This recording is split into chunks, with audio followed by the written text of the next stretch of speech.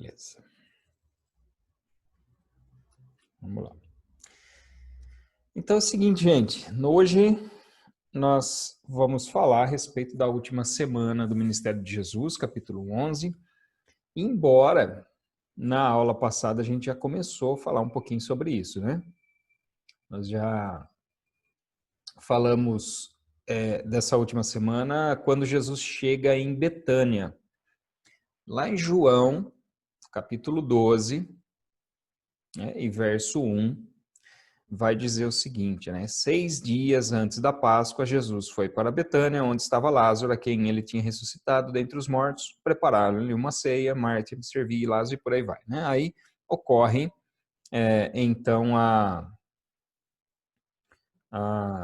unção, né? Jesus é ungido ali em Betânia. Então, como eu tinha falado para vocês, existe uma divergência entre o momento que acontece essa unção, né? Marcos e Mateus vão colocar um pouco mais para frente essa unção em Betânia. Por quê?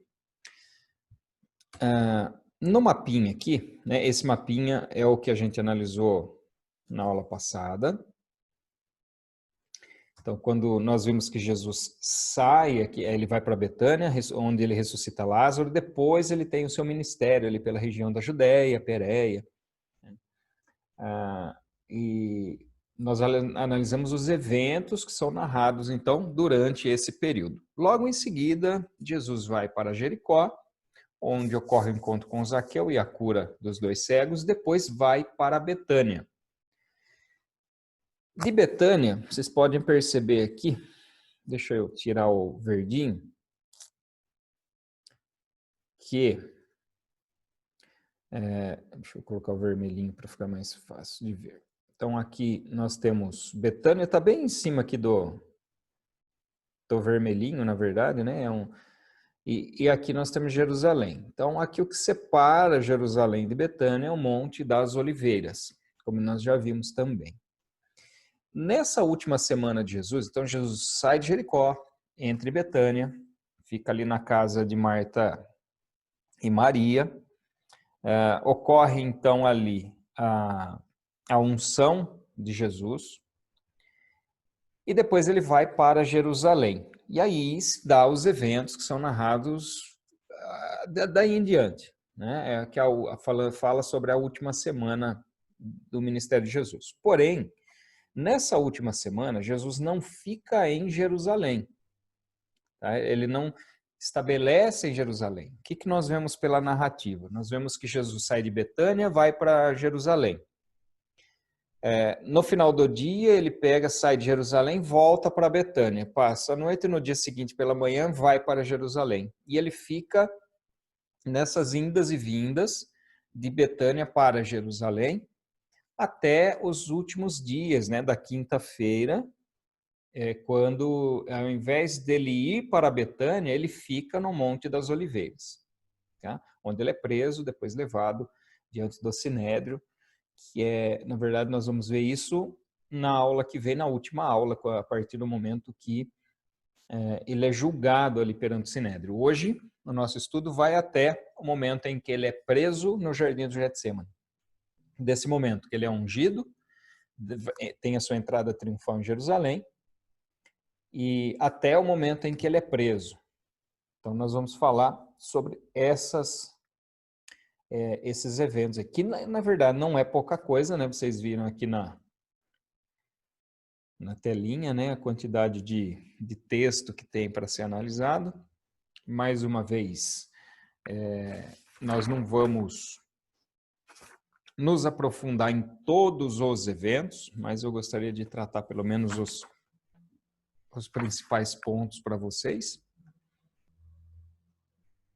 Então, fica só essa observação em relação à geografia e à locomoção que Jesus faz nessa última semana. Então, Jesus só fica aqui entre Jerusalém e Betânia. Está lá na frente, eu ia mostrar para vocês mais para o final, mas aqui, né, essa é uma foto lá de Jerusalém, e nós vamos ver que o texto diz que Jesus atravessa o Ribeiro de Cedron para ir para o Monte das Oliveiras. Então, o Ribeiro de Cedron é essa é esse vale aqui, na verdade, né, chamado de Vale de Cedron, que ele corre nessa formato aqui, mais ou menos. Aqui, então, fica o Monte Moriá, onde antigamente ficava o templo. O templo ficava de frente para cá, né? Sempre de frente para o Monte das Oliveiras. Então, a entrada do templo ficava nessa posição aqui. E aqui o Monte das Oliveiras, né? O Monte das Oliveiras que fica nesse lugar. E aqui esse lugar mais arborizado aqui que vocês estão vendo é exatamente onde se acredita, né, que era o Jardim do Getsemane, onde tinham as oliveiras. Aliás, tinha oliveira para o monte todo, né?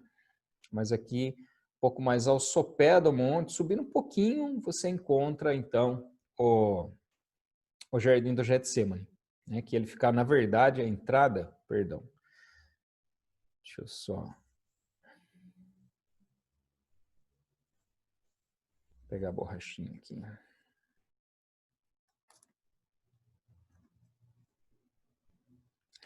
Na verdade, ó, deixa eu ver onde é que está a estradinha aqui.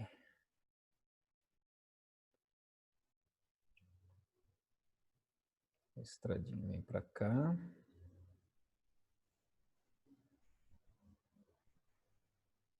É aqui mesmo, é isso aqui. Ó. Esse aqui é o local do Jardim de Getsemane.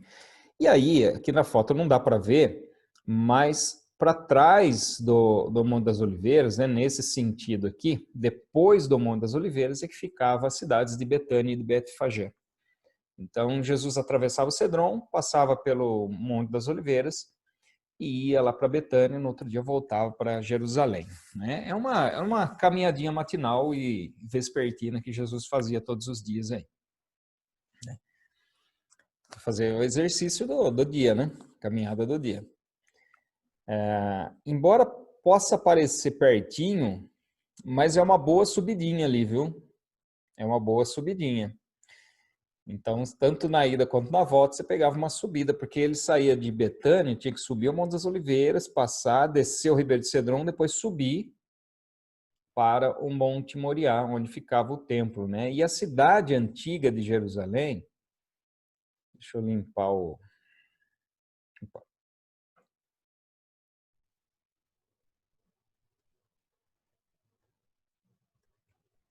A cidade antiga de Jerusalém é isso aqui, ó. Não é isso não.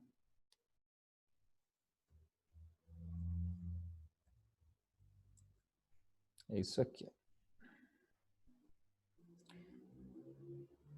E aqui tem mais um pedacinho ali por trás também. Então essa é a antiga cidade de Jerusalém. Aqui é o local onde ficava antigamente o templo, né? Então aqui é possível até hoje, né, ver essas muralhas aqui, ó. Não sei se dá para ver aí na foto, né? Eu vou pintar embaixo.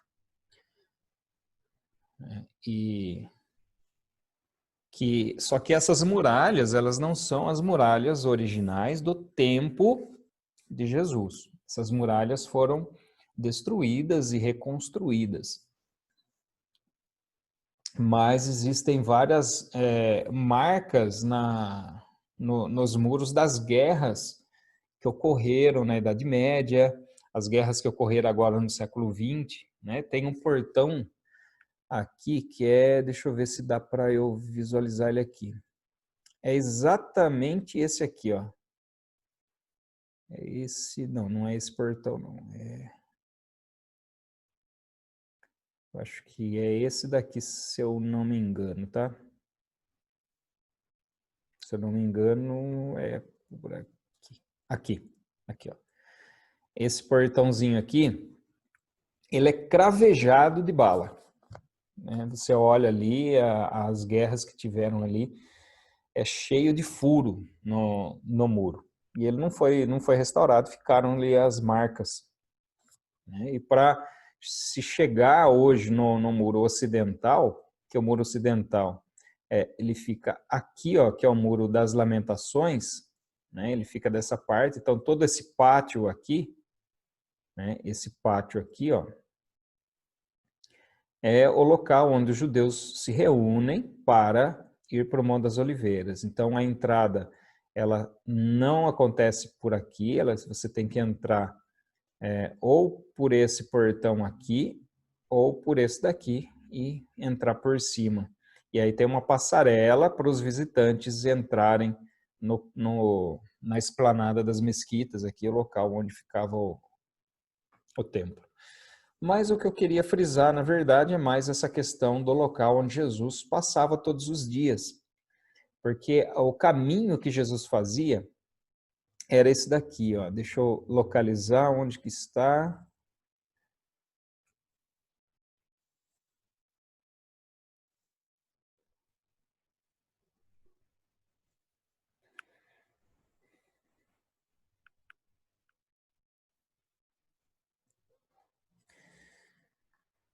Ué, cadê?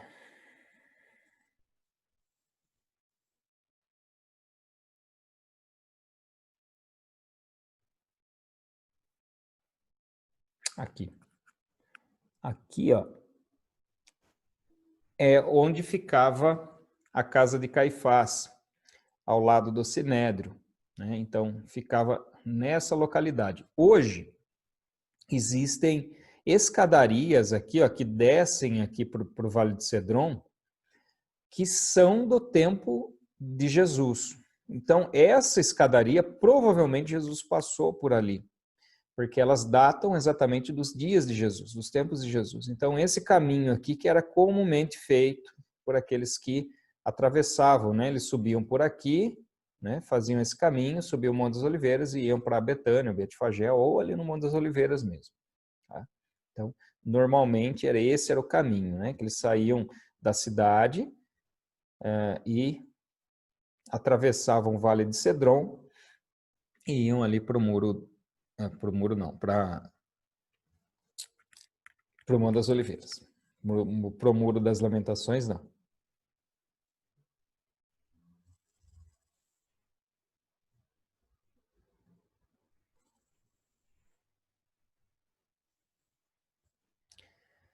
Tudo bem? Então vamos lá. A entrada de Jesus em Jerusalém, ela é narrada em Lucas capítulo 19, e a narrativa de Lucas capítulo 19 é equivalente a Mateus capítulo 21, Marcos capítulo 11 e João capítulo 12. A grande maioria dos relatos, a partir daqui,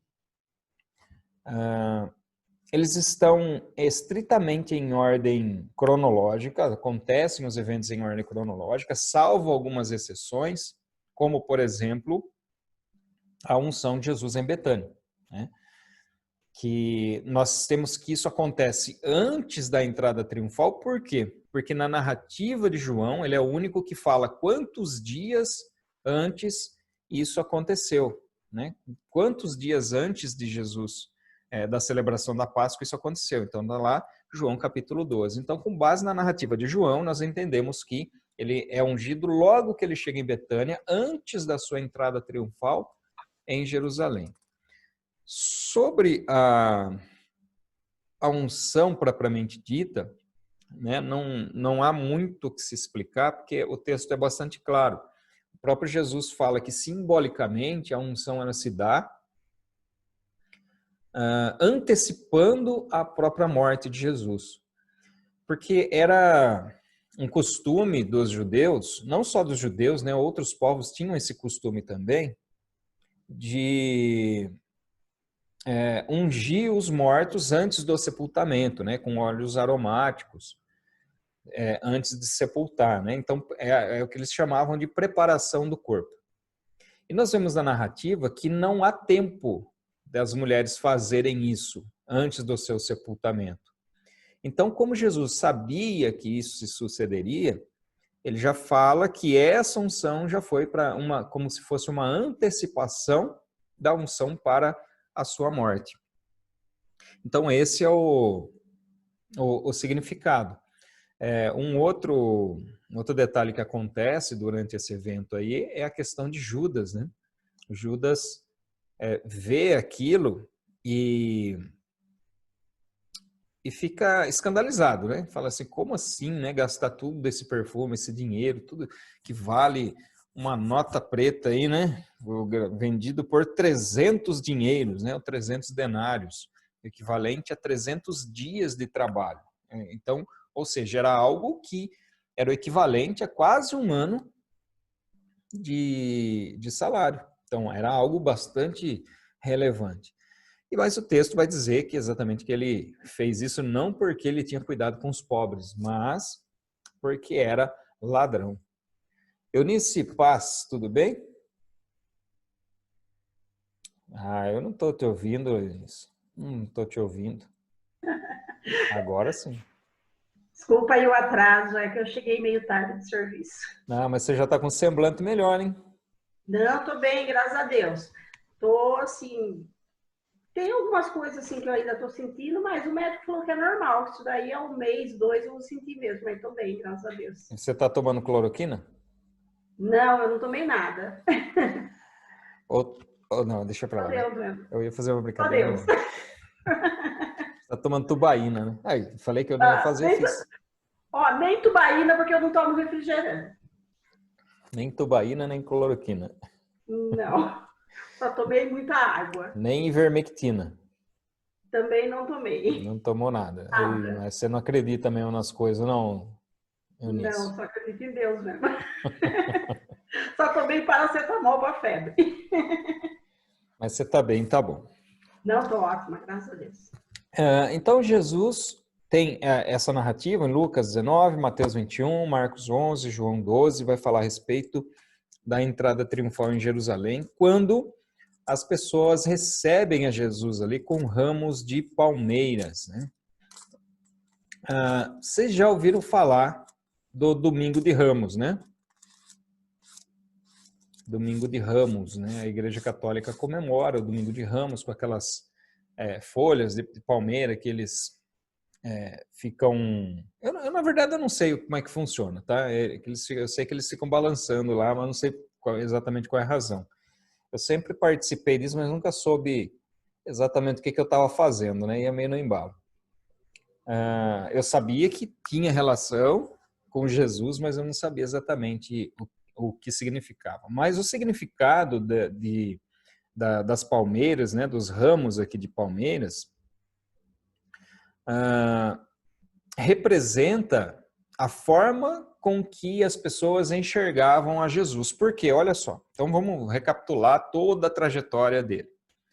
Jesus, lá na região da Galileia, faz os milagres, depois vai para Jerusalém, a sua fama corre toda a região. Então, todos os judeus que tinham ido para Jerusalém voltam lá para suas regiões falando a respeito desse mestre, falando a respeito desse Jesus que curava, que ensinava, que fazia isso, fazia aquilo. E nós vemos nesses últimos meses um confronto mais direto de palavras, né, entre Jesus e os mestres da lei. Então você via um Jesus um pouco mais, como é que eu vou falar? Não é que ele era briguento, né? Ele não estava briguento, mas assim incisivo naquilo que ele falava, né? Em relação aos judeus. Tanto que por diversas vezes eles pegaram pedras para apedrejar Jesus, para matar Jesus, mas ele acabou conseguindo sair ali do meio do povo. Então essa fama corre e as pessoas falam, não, e agora ele está chegando no momento realmente de restaurar Israel, de conduzir uma revolução, de conduzir uma revolta, enfim. Por quê? Porque os líderes religiosos, na sua maioria, eram coniventes com o Estado, coniventes com o Império Romano. Estavam meio que não só acostumados, mas acomodados com a situação, porque eles tinham uma certa liberdade religiosa, né? O Império Romano não interferia nisso, então eles estavam meio acomodados, mas um povo, de uma forma geral, que conhecia as Escrituras a respeito da vinda do Messias, muitos começaram a colocar a sua fé em Jesus. Porém, Jesus, depois que entra em Jerusalém, ele é aclamado dessa forma como um rei libertador, então essa é a forma que Jesus é recebido, não propriamente como aquele Messias que iria sofrer e que viria para resgatar o povo espiritualmente, da escravidão espiritual, mas resgatar o povo de uma escravidão política, de uma escravidão terrena. Essa falta de compreensão em relação a quem era Jesus fez com que, poucos dias depois, como nós vamos ver, muitos que ali gritavam Hosana, Hosana, bendito que vem em nome do Senhor, que é rei de Israel, estivessem ali gritando crucifica-o, né, diante lá do tribunal. Porque o que acontece? Essa visão do Jesus libertador, do Jesus líder político, daquele líder que iria organizar uma revolta, uma rebelião, uma revolução para o povo, uma semana depois, ou menos de uma semana, na verdade, ele estaria acorrentado, sendo julgado não só pelos judeus, mas também pela própria Roma. Então, a fé que eles tinham nesse Messias acabou minguando, exatamente porque eles não conseguiam enxergar as verdades espirituais dessa sua primeira vinda, né? Quando ele vem, então, para entregar a si mesmo em resgate de muitos, em resgate de todo o povo, né? Não só o povo judeu, mas de todas as pessoas que nele crescem a partir daí. Tá?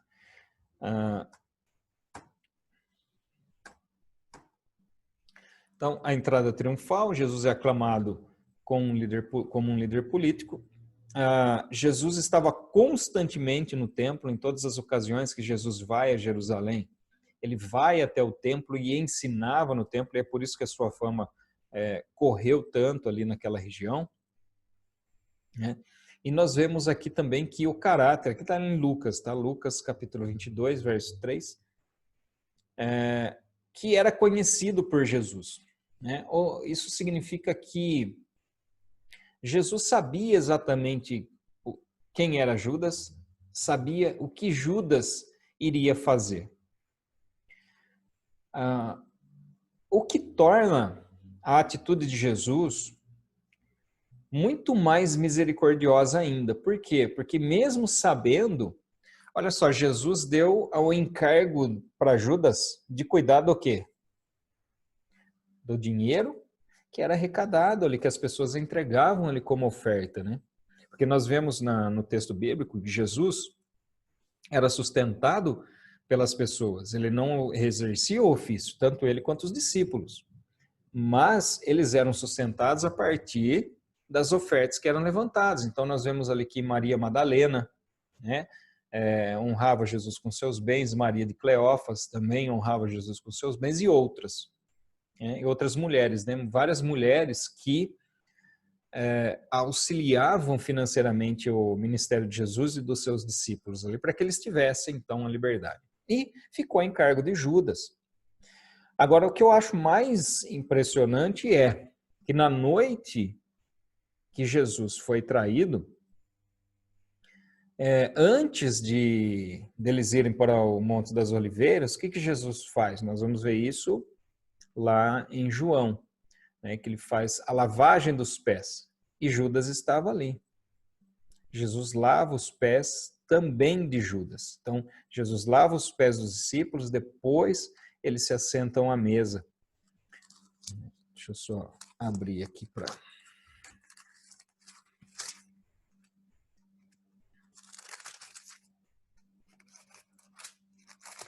Deixa eu ver que capítulo que está. Capítulo 13, já fui lá na frente. Já no capítulo 13, no verso 1 de João, vai falar a respeito, então, da lavagem dos pés. E aí, na sequência, nós vemos todos os ensinos que Jesus faz ali enquanto ele esteve com os discípulos durante a celebração da última ceia. Mateus, Marcos e Lucas fazem uma narrativa bem sucinta dos eventos que acontecem durante a celebração da ceia. Então, vamos colocar o foco na celebração da ceia em si. João faz uma narrativa de tudo aquilo que eles conversaram durante esse tempo em que eles estiveram ali reunidos. Aqui eu só coloquei uma perguntinha aqui, né? Porque lá um pouquinho mais para frente, João 22:3,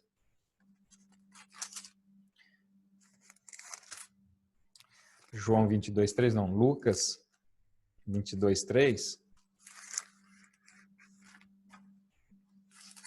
Se você for procurar João 22 aí na sua Bíblia, achou, Fernando?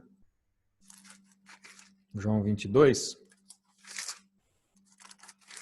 Ele deveria ter.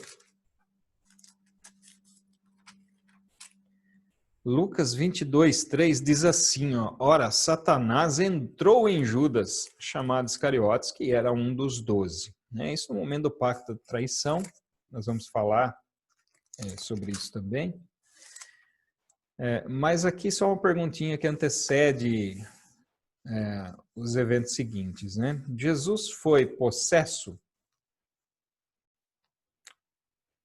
O que vocês acham? É uma possessão demoníaca, porque falou que Satanás entrou em Judas?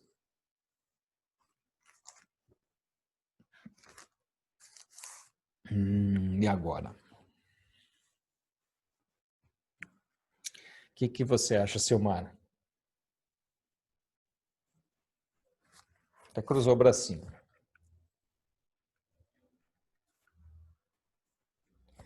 Ela nem quer responder. O que você acha, Mayara? Não sabe também? Fala, Eunice. Não quer falar nada também. Eu falo, mas é que eu não sei.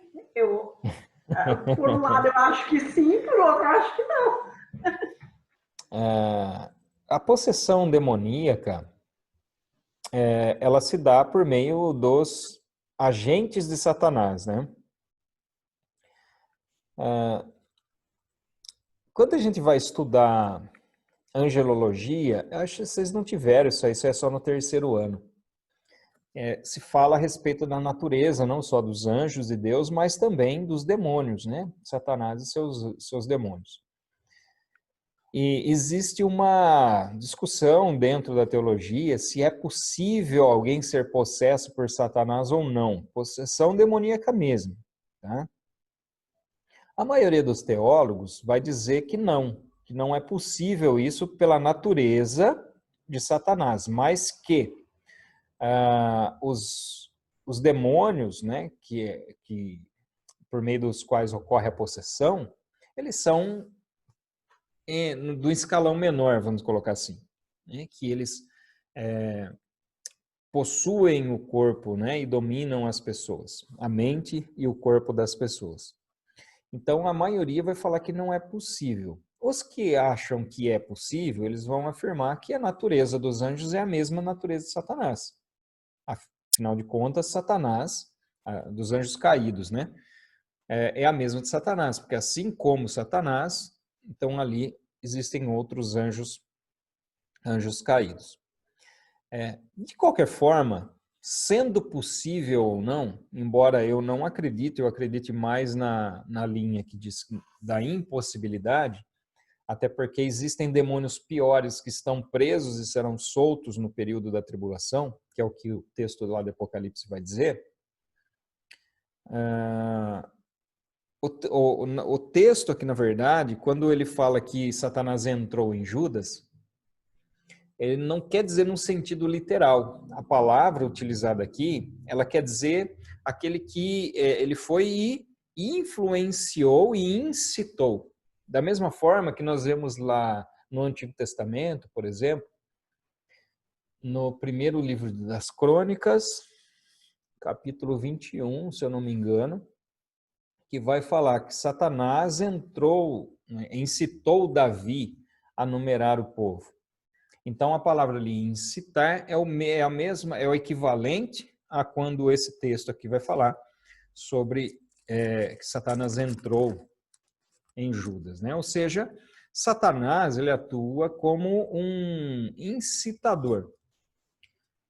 Tiago vai falar que nós somos tentados quando envolvidos pelo nosso próprio desejo. Então, aquele negócio, eu errei, o diabo é sujo, né? O diabo é sujo. Toda vez que alguém fala assim que o diabo é sujo, eu não sei porquê, vem na minha mente a imagem de um ser rolando na lama, né? O diabo é sujo. Mas eu entendo o que quer dizer, tá? É que eu acho engraçado falar isso, que o diabo é sujo. Por quê? De fato, essa é a atuação dele, né? Para causar destruição, para causar morte. Esse é o objetivo, né? De se opor a Deus e se opor à igreja dele também. Então, aqui não é que Judas foi possesso, mas ele recebe, sob influência, né? Algo que já estava no seu coração, que é o desejo pela riqueza, ganância. Então, aí Satanás vem, dá uma forcinha para aquele probleminha que está lá dentro da gente, guardadinho, que às vezes a gente fica querendo cultivar, né, dentro da gente. E aí a gente coloca em prática e acaba errando, acaba pecando, o pecado vem à luz, né? Isso foi o que aconteceu com Judas. Não necessariamente uma possessão, mas uma influência de Satanás ali, que incitou aquele desejo prévio que ele já tinha no seu coração de ganância, de riqueza, e ele acabou vendendo Jesus, então, por 30 moedas de prata. Eu queria colocar o foco do nosso estudo em Mateus e João. Tá? Eu sei que tem Lucas e Marcos ali, talvez a gente vá ver uns textos também, mas eu queria colocar e acompanhar o texto a partir do Evangelho de Mateus. Porque Mateus é aquele que apresenta Jesus como o rei, né? O rei aqui a caminho da cruz. E esse rei, né, que é recebido pelos judeus lá em Jerusalém dessa forma, como um rei libertador, como um Messias libertador, como um líder político que se tornaria então um rei ali de Israel sobre eles e libertaria o povo do jugo romano. Assim como havia acontecido um tempo antes com Judas Macabeus, que libertou o povo do jugo. Espera aí que meu celular está querendo conversar.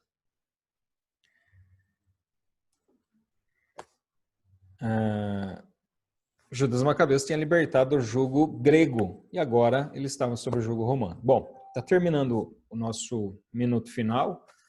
Eu vou abrir uma nova sala aqui para a gente, tá?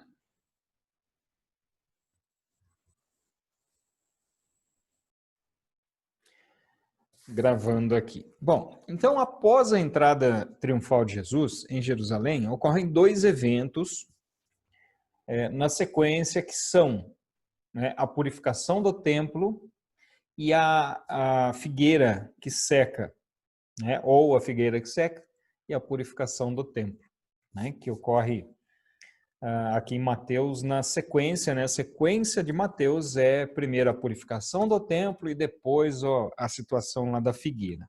Tá? Agora, existe uma divergência cronológica. Tá aqui, Silmara. Chegou. Existe uma divergência cronológica em relação aos momentos em que isso acontece. Por que que existe essa divergência cronológica? Então vamos lá. Mateus, capítulo 21.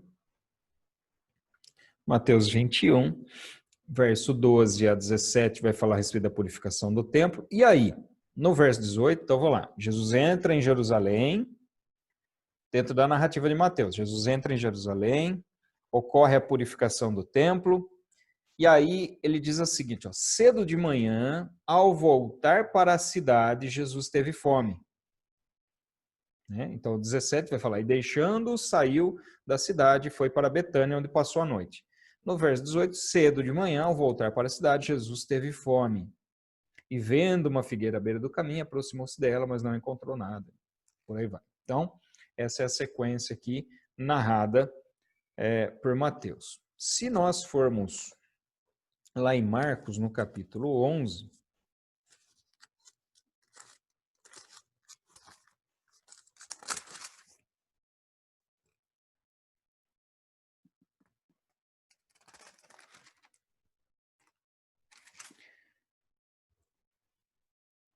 nós vamos ver o seguinte.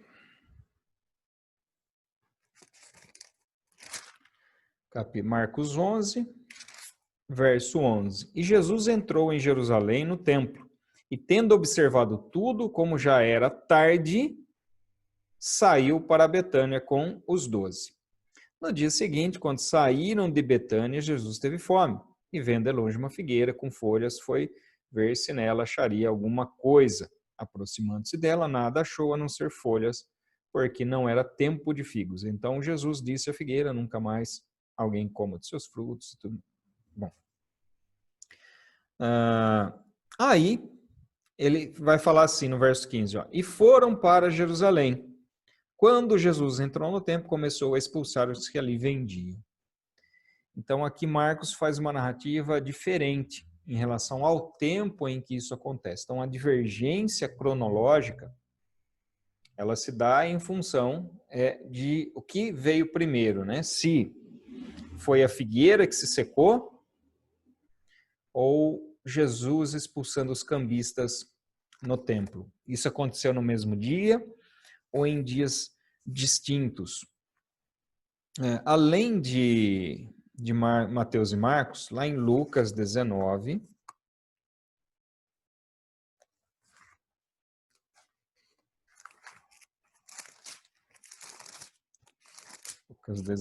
nós vamos ver também aqui, né, Jesus entrando em Jerusalém. E no verso 41, vai dizer, quando Jesus ia chegando a Jerusalém, vendo a cidade, chorou por ela, dizendo, se você soubesse ainda hoje o que é preciso, e por aí vai. O lamento de Jesus em relação a Jerusalém. E no verso 45, depois, entrando no templo, Jesus começou a expulsar os que ali vendiam, dizendo, está escrito, a minha casa, e por aí vai. Bom, apesar que Lucas não vai falar a respeito da figueira aqui, né? Mas é fato aqui que, observando esses textos, nós vamos ver que existe uma certa divergência em relação ao tempo em que essas coisas acontecem, né? Da purificação do templo ou da figueira sem fruto. Bom, e um outro detalhe é o seguinte, são duas perguntinhas, na verdade, né? O que aconteceu primeiro e se a figueira secou imediatamente ou se ela secou no dia seguinte. Então, vamos dar uma olhadinha no texto aqui, voltando lá para Mateus. Ele fala no verso 19, no finalzinho do verso 19, Jesus diz assim para a figueira, nunca mais nasça fruto de você. E a figueira secou imediatamente. Quando os discípulos viram isso, ficaram admirados e disseram, como a figueira secou depressa. Ao que Jesus lhes disse, em verdade, eu digo, e por aí vai. Agora, se nós formos lá em Marcos,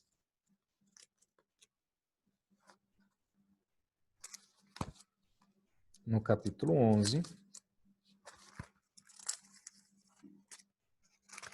nós vamos ver no verso 14, Jesus dizendo assim, então Jesus disse à figueira, nunca mais alguém coma dos seus frutos.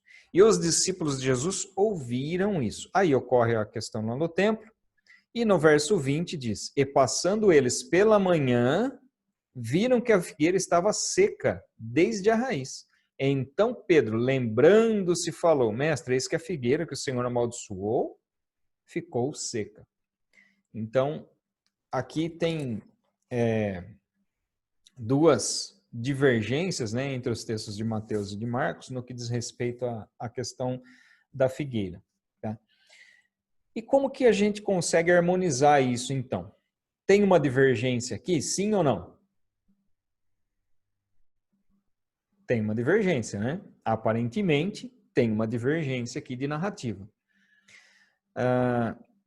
Lembre-se que eu falei para vocês que a grande parte dos eventos eles estão em ordem cronológica, porém, algumas coisas elas não se encontram aqui. Quando Mateus vai contar a história, ele conta numa pancada só. Né? Ele vai contar, porque ele fala da purificação do templo,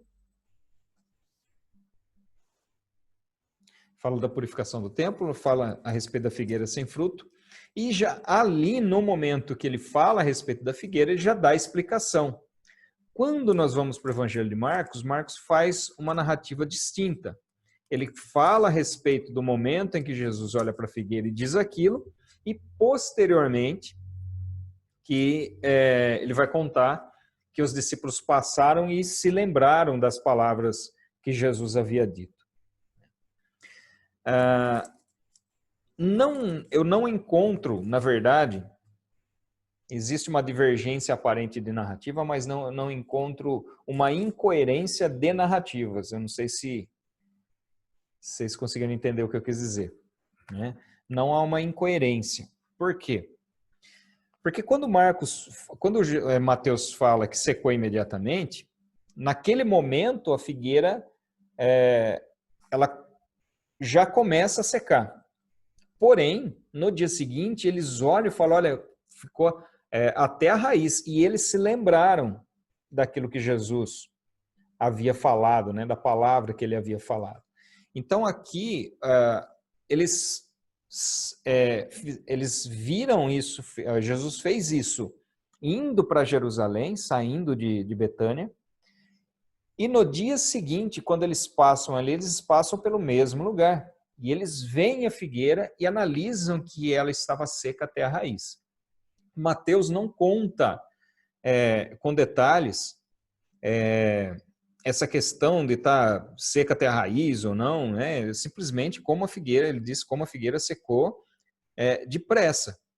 Né? Ele fala que secou imediatamente, a figueira secou imediatamente. Quando os discípulos viram isso, ficaram admirados, disseram como a figueira secou depressa. Então, essa ocorrência quando Jesus passa ali e fala, e num momento posterior, quando eles percebem a figueira realmente seca até a raiz. Tá? O que acontece? Mateus ele vai pegar esses dois momentos e jogar num momento só para colocar tanto o evento que Jesus amaldiçoou a figueira, quanto o momento em que ele ensina a respeito disso que aconteceu com a figueira. Marcos não. Marcos vai dividir esses momentos, tá certo? Então, não ocorre uma incoerência de narrativas, apenas uma aparente divergência na forma de se narrar, não nos eventos em si, não uma incoerência de eventos, tá certo? E o significado da figueira? Qual que é o significado da figueira? E por que Jesus amaldiçoou a figueira se não era tempo de figo?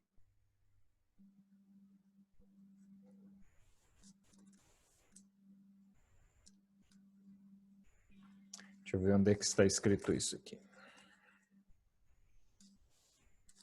Está em Marcos.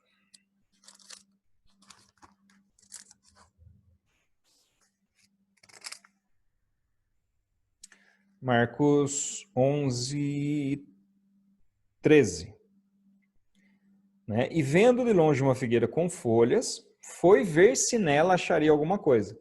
Aproximando-se dela, nada achou, a não ser folhas, porque não era tempo de figos. O que Jesus esperava achar numa figueira num tempo que não era tempo de figo? Figo. Eu li seus lábios, Fernando.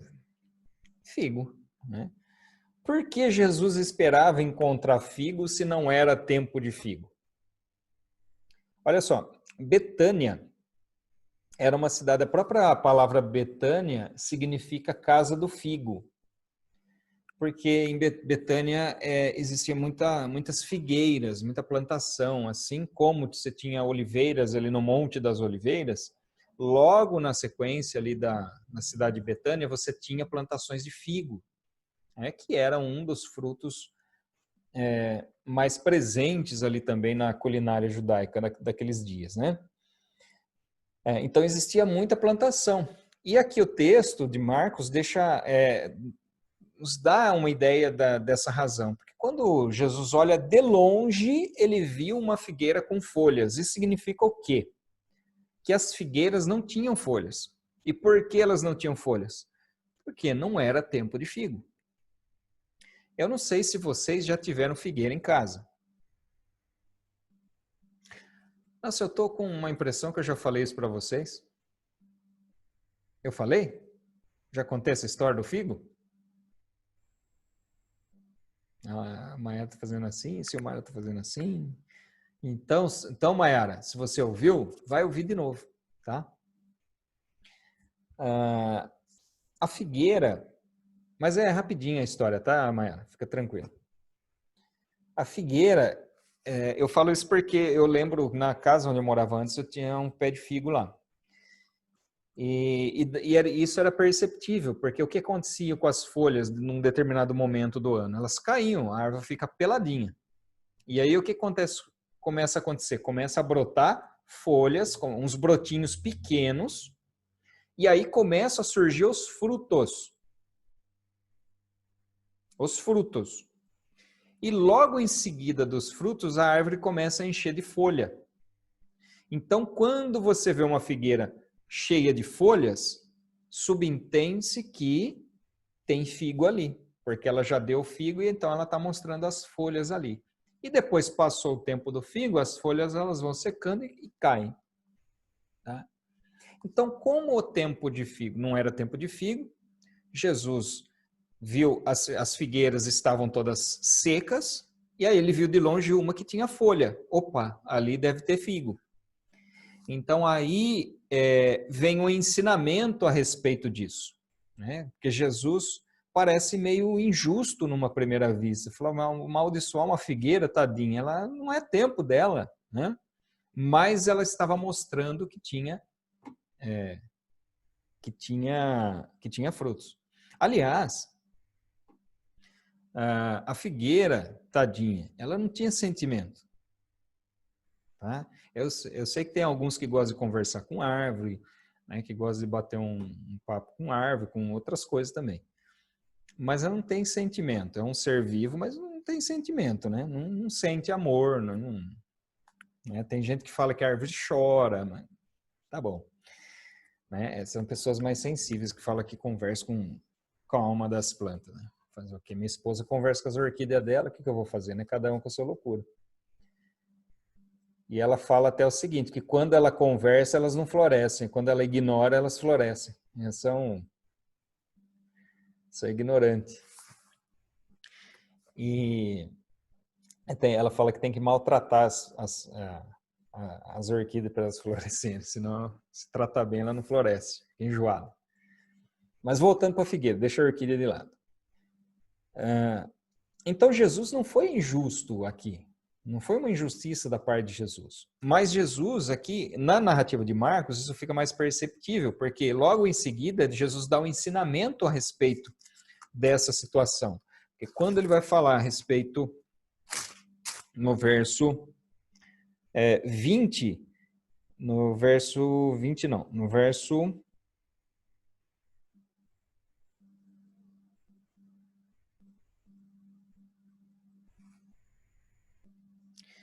No verso 20 em diante, né? No verso 22, mais especificamente, Jesus vai falar assim, ó, tenham fé em Deus, porque em verdade lhes digo, se alguém disser esse mundo, levante-se e jogue-se ao mar, e não duvidar no seu coração, mas crê que o fará, logo assim será. Jesus dá um ensinamento em relação à fé. E a respeito não só da fé, mas também a respeito do perdão. Inclusive no verso 26, mas se vocês não perdoarem, também o Pai de vocês que está nos céus não perdoará as ofensas de vocês. E aqui você vê a situação de Jesus lá no templo, depois eles passam e Jesus utiliza a situação da figueira para dar um ensinamento aos discípulos sobre fé e sobre perdão. A figueira representa aqui Israel. E você pode perceber, tanto por aquilo que vem antes, quanto por aquilo que vem depois do texto, nós vamos ver que Jesus fala contra a hipocrisia daqueles que eram os líderes de Israel. Ou seja, aqui fazendo analogia com a figueira, mostrando a folhagem, mas sem necessariamente produzir frutos. Então aqui, quando nós olhamos para essa narrativa, nós vamos ver o quê? Nós vamos ver uma crítica a você mostrar algo que você de fato não tem. Às vezes quer mostrar muita espiritualidade, às vezes quer mostrar muita fé, quer mostrar que é isso, que é aquilo, mas cadê os frutos? A hora que vai procurar o fruto, cadê o fruto? E aí nós vamos ver mais para frente, quando nós formos lá para João capítulo 15, quando Jesus fala a respeito das varas que dão fruto e daquelas que não dão fruto. E voltando um pouco a respeito de João, João vai falar, produzir, pois, frutos dignos de arrependimento. Então nós temos que produzir frutos, mas frutos que estejam de acordo com a nossa fé. Frutos que estejam de acordo com aquilo que nós cremos, com aquilo que nós fazemos. Se nós estamos mostrando a folhagem, no mínimo deve ter fruto ali no meio. Porque simplesmente mostrar a folhagem, às vezes querer parecer muito santo, né? Um ar de santidade, sem produzir frutos dignos de arrependimento, sem produzir frutos verdadeiros para o reino, vai ficar igual essa figueira aí, né? Vai ser igual aquilo que vai falar lá na frente de João capítulo 15, que essas que não derem fruto, o que vai acontecer com a que não der fruto? O que ele fala lá? Olha, eu não consegui ler os seus lábios, Maiara, mas eu sei que você falou, vai cortar. É isso que você falou? Não consegui ler, mas eu imagino. Eu li sua mente. No capítulo 21 ainda, aliás, aqui, né, o capítulos 21 a 22, vai falar a respeito da discussão de Jesus exatamente com os líderes judaicos. Então, aqui nós vamos ver Jesus conversando com os escribas, né, se dirigindo aos escribas, se dirigindo aos fariseus, se dirigindo aos saduceus. E o principal questionamento desses grupos, né, em relação a Jesus é: com que autoridade você faz essas obras? Mas é interessante porque Jesus não responde essa pergunta, né? Jesus fala assim, eu também vou fazer uma pergunta. Já que vocês têm uma pergunta, vou fazer uma pergunta. Se vocês responderem, eu respondo. E aí ele fala, de onde era o batismo de João? Do céu ou dos homens? Aí colocou em xeque-mate, porque lembra aquilo que eles tentavam fazer com Jesus? Levar, por exemplo, a mulher adulta, se ele falar isso, a gente pega ele desse jeito. Se ele falar isso, a gente pega ele de outro jeito. Então o feitiço virou contra o feiticeiro, né? Aqui, não é feitiço, tá? É maneira de falar, tá? Como é que fala isso? É uma metáfora, tá? Não é literal, feitiço. Mas aqui o que ele fala? E eles ficaram discutindo entre si com medo. E agora, o que a gente fala? Se a gente fala que é do céu, a gente coloca numa enrascada, né? Se a gente fala que é dos homens, tem aí o povo que simpatiza e a gente fica numa enrascada do mesmo jeito. Então aí eles falaram, a gente não pode responder. E aí Jesus fala, então vocês vão ficar sem resposta também. E aí a partir dessa discussão, então nós vemos Jesus ali falando com os fariseus, primeiramente com os saduceus e depois com os fariseus, né? Nós temos a questão do imposto antes disso, a parábola dos lavradores maus, da festa de casamento, tudo isso relacionado com a questão dos reinos, do reino. Então, Jesus fala a respeito da sua autoridade e depois conta 3 parábolas, né? A parábola dos 2 filhos, aquele que falou que ia e não foi, o outro que falou que não ia, mas foi. Os lavradores maus que mataram os enviados do dono da terra e mataram inclusive quando ele enviou o filho. E a parábola da festa de casamento, quando a respeito da festa, houve a festa nupcial e aquela pessoa foi encontrada sem as vestes nupciais e foi lançada no lago de fogo, né? Não fala isso, vai falar, foi lançado nas trevas, né? Mas fazendo essa analogia. Então Jesus vai falar a respeito da pregação do evangelho e a respeito de que alguns não vão receber a palavra do evangelho, que alguns vão rejeitar, vão se achar dignos de estar sentado à mesa do rei, mas nesse momento virá uma voz de Jesus dizendo, não vos conheço. Ah, mas nós fizemos isso, fizemos aquilo. né? Não vos conheço. Por quê? Porque tinha muita folha e pouco fruto. Então, aqui nós vemos os dois filhos, aquele que fala que ia e não vai, né? O outro que fala que não vai, mas vai. E aquele que vai acaba recebendo, então, a misericórdia do Pai. Os lavradores maus que estão relacionados com os líderes de Israel que matavam os profetas, e aí o dono da terra manda o filho, porque fala, talvez o filho eles ouçam, mas o que eles fazem com o filho? Vão matar também. E aí falando a respeito exatamente de quando o Messias, o Filho de Deus, vem, eles o crucificam, o matam também. E aí, na sequência da festa de casamento, quando eles estiverem reunidos no reino, alguns estarão lá, talvez achando que vão entrar na festa, porque está com uma roupa muito bonita. Aliás, na verdade, eles não estão com as vestes nupciais, né? Mas vão achar que tem, que podem estar ali, mas não são dignos de se sentar na mesa. E aí sim vem a questão dos saduceus e dos fariseus. Saduceus, capítulo 22, verso 23 em diante, e a conversa com os fariseus do verso 41 em diante. Então, os saduceus vão conversar com Jesus a respeito da ressurreição. É isso que nós vemos no verso 23. Naquele dia, alguns saduceus que dizem não haver ressurreição aproximaram-se de Jesus e lhe perguntaram. E aí vai falar a respeito de toda a conversa. E Jesus, através da sua sabedoria, cala os saduceus. Que eles não têm como argumentar com Jesus. E aí vem os fariseus. E os fariseus, diz assim o texto, né? Estando reunidos os fariseus, Jesus lhes perguntou: o que vocês pensam de Cristo? De quem é filho? E eles responderam: de Davi. E Jesus perguntou: então como é que Davi, pelo Espírito, chama o Cristo de Senhor, dizendo, aí cita uma passagem, portanto, se Davi o chama de Senhor, como ele pode ser filho de Davi? E ninguém pôde lhe responder uma palavra.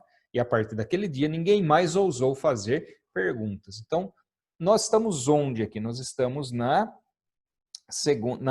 já na terça-feira, né, da Semana da Paixão. Então, Jesus entra no domingo, na segunda-feira ocorre a purificação do templo, né, a maldição da figueira, a purificação do templo, e no dia seguinte ocorre todas essas discussões aqui com os líderes judaicos. No texto de Marcos, eu não lembro na verdade se é Marcos ou Lucas, vai falar que os fariseus, sabendo que Jesus havia calado os saduceus, eles chegaram meio cheio de dedos ali com Jesus, né? E aí Jesus acaba calando também os fariseus.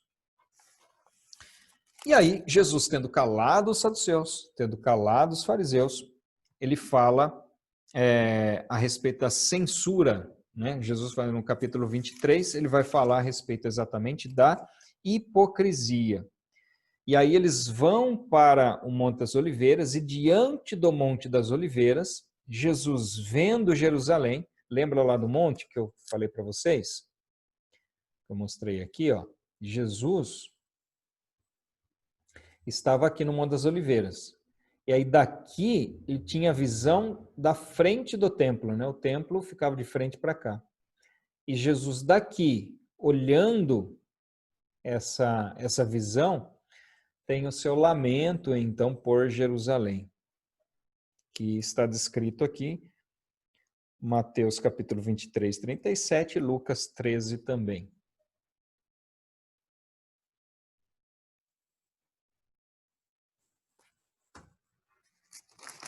Muito bem. Até aí tudo bem, gente? Tranquilo mesmo, de verdade? Tá? Eu falei de uma forma bastante resumida essa parte aqui, tá? Agora, nós vamos para o chamado sermão profético, né? E o sermão profético vai alcançar aqui Mateus capítulos 24 e 25, Marcos capítulo 13 e Lucas capítulo 21. Então, Marcos 13, Lucas 21 e Mateus 24 e 25 tratam aqui do mesmo evento, que é o chamado sermão profético de Jesus, que acontece no Monte das Oliveiras. Então, Jesus vai para o Monte das Oliveiras, de onde ele olha Jerusalém e lamenta sobre Jerusalém. E isso nós estamos aqui já na quarta-feira. Tá? Então, faltavam ali 2 dias para a morte de Jesus, para a crucificação. E fala a respeito exatamente de Jerusalém, sobre Jerusalém não permanecer em pé. Então, Jesus tem o seu lamento. No capítulo 24, vai começar assim: Jesus saiu do templo e, enquanto caminhava, os seus discípulos se aproximaram para lhe mostrar as construções do templo. Ele, porém, lhes disse: vocês estão vendo todas essas coisas? Em verdade, lhes digo que não ficará aqui pedra sobre pedra que não seja derrubada. E aí, os discípulos vão fazer algumas perguntas. Quando será isso? E que sinal haverá do fim dos tempos? E que sinal haverá da sua vinda? Então, quando a gente analisa o sermão profético, capítulos 24 e capítulos 25, Lucas 21 e Marcos capítulo 13, nós vamos ver Jesus respondendo essas 3 perguntas. Quando se dará? Que sinal haverá do fim dos tempos e que sinal haverá da sua vinda? Então, nós temos aqui 3 momentos distintos. Tá? Os eventos que antecederiam o tempo do fim, quando se daria esse tempo do fim e quando se daria, então, a manifestação do Messias, quando ele viria realmente para restaurar Israel. E à luz de Apocalipse, nós vamos compreender não só de Apocalipse, mas em alguns textos de Daniel e outros do Antigo Testamento também, Tessalonicenses também, nós temos Paulo falando a respeito disso. Nós temos aquela sequência de eventos em que ocorre o arrebatamento, início da tribulação, final da tribulação, volta de Jesus com os seus santos, para aí sim os judeus compreenderiam que eles haviam traspassado o Messias. E aí, nesse tempo, esse é o tempo em que os judeus dirão: bendito o que vem em nome do Senhor. Aí eles vão exatamente compreender isso. Por isso que Jesus fala: vocês não me verão mais até que digam: bendito o que vem em nome do Senhor. Ou seja, Jesus fala a partir daquele tempo em que ele voltará para restaurar Israel. Muito bem. Então, quando Jesus faz esse sermão profético, como eu falei para vocês, tem 3 tempos aqui distintos. Tem o tempo que antecede, que é chamado de princípio das dores, que é a partir do capítulo 24, verso 3. A partir do verso 15, você já entra no período da tribulação. E no verso 29, ao final da tribulação, então haveria a vinda visível do Filho do Homem. Então, aqui fica muito claro que a vinda de Jesus visível se dá ao final do período da tribulação. Agora, esse sermão tem 2 questões aqui que tem que ser consideradas. Tá? Primeiro, Jesus não está fazendo menção, a partir do verso 15, né, não está fazendo menção da igreja. Jesus está falando a respeito de Israel. Jesus está falando a respeito de Israel. Então, quando a gente olha para o sermão profético a partir do verso 15, quando a gente vai lá para o capítulo 25, nós vemos aqui Jesus não se referindo à igreja. Por exemplo, a parábola das 10 virgens no capítulo 25 não é para a igreja. Ele não está se referindo à igreja. Porque quem ele fala das 10 virgens, né? 5 tinham azeite, 5 não tinham. As 5 sábias e as 5 nécias. E as 5 nécias ficaram para fora. Quem eram as virgens? As virgens eram as acompanhantes da noiva. E quem é a noiva? A noiva é a igreja. Então, quando Jesus voltar para buscar a igreja, para buscar a sua noiva, essas virgens que estiverem preparadas vão juntos, mas aqueles que não estiverem preparados, a porta se fechará. Então, quando ele fala aqui a respeito da parábola das 10 virgens, não diz respeito à igreja. É claro que aqui o contexto é, você tem que estar vigilante, você tem que estar consciente de que a qualquer momento o noivo vem e tem que estar preparado. E isso é claro que se aplica a nós também como igreja. Mas essa parábola específica não está falando a respeito disso, ele está falando a respeito de Israel. Quando nós olhamos aqui todo esse contexto, capítulo 24, capítulo 25, quando ele fala, olha, naquele dia, fujam para os montes, orem para que não aconteça num dia de sábado. Para quem Jesus está falando isso? Se a igreja não é necessário impor esse tipo de observância, né? Observar sábado e monte. Nós vamos ter que procurar um monte para correr agora, né? Nesse dia. Então ele está falando a respeito especificamente de Israel. Tá? Então, por que eu estou dizendo isso? Porque muitas pessoas analisam Mateus 24, 25 como se Jesus estivesse dirigindo a igreja. Claro que nós extraímos os princípios daqui e entendimento e conhecimento. Mas especificamente nesse sermão profético, Jesus ele se dirige não só à igreja no período prévio à sua volta, à sua união com Cristo, né, ao arrebatamento, mas principalmente a maior parte do sermão se dirige a Israel. Então nós vamos ver qual período que se adapta ao nosso tempo. É esse período que vai do verso 3 até o verso 14, quando fala a respeito do princípio das dores, daquilo que acontecerá antes da manifestação de Jesus, antes do encontro da igreja com o Senhor nos ares. Tudo bem? Ah, Reginaldo, mas eu vi o pastor pregando, eu vi o evangelista falando, o pastor eu não lembro de ter visto, mas o evangelista eu já vi, pregando sobre as 10 virgens, falando que a gente tem que ser igual a 5. Tem que ser igual realmente, é isso que eu acabei de dizer, né? Você consegue aplicar o princípio da vigilância, mas quando você vai fazer uma análise textual, o texto não está relacionado com a igreja. Então não é para vigiar, não é para manter cheio de azeite. Não, é para manter cheio de azeite.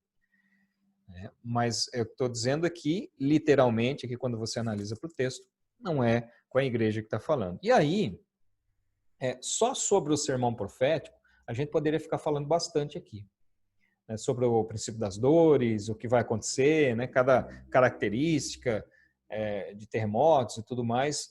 Porém, esse contexto vai ser melhor abordado quando nós formos estudar escatologia também no terceiro ano.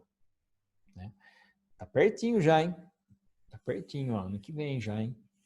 Ano que vem tem angiologia, tem escatologia, tem... O que mais tem? Tem as doutrinas, né? Tem tudo, tem um monte de coisa. Tem teologia contemporânea. Teologia contemporânea tem gente que não gosta, não. Mas eu acho legal. Vocês vão gostar, pronto. Vocês vão ter que gostar. Reginaldo, deixa eu te fazer uma pergunta. Faça. Que esses dias eu tava vendo na internet, né? Que aí tem as linhas teológicas que falam sobre, que acreditam no pós-tribulacionismo. Aí, no caso, eles analisam esse texto errado, será? Assim, eu não cometeria a indelicadeza de falar que eles estão interpretando errado e eu que estou certão, né? Mas, assim, são linhas teológicas diferentes, realmente. Né? O pós-tribulacionismo afirma que a igreja passa pela tribulação. Eu tenho meus argumentos que eu acredito que não. Aliás, eu falei sobre isso, eu tenho um vídeo gravado sobre isso. Eu vou mandar para vocês o link, se vocês tiverem curiosidade. Acho que são dois ou três vídeos, foi o dia que eu dei aula na escola dominical sobre esse assunto, eu gravei a aula. Eu não lembro se foram 2 ou 3 aulas. Tem menos de 1 minuto para terminar já? Meu Deus do céu. Mas eu vou mandar para vocês para complementar isso aí, se vocês quiserem, né? Então, como eu estava dizendo, eu não seria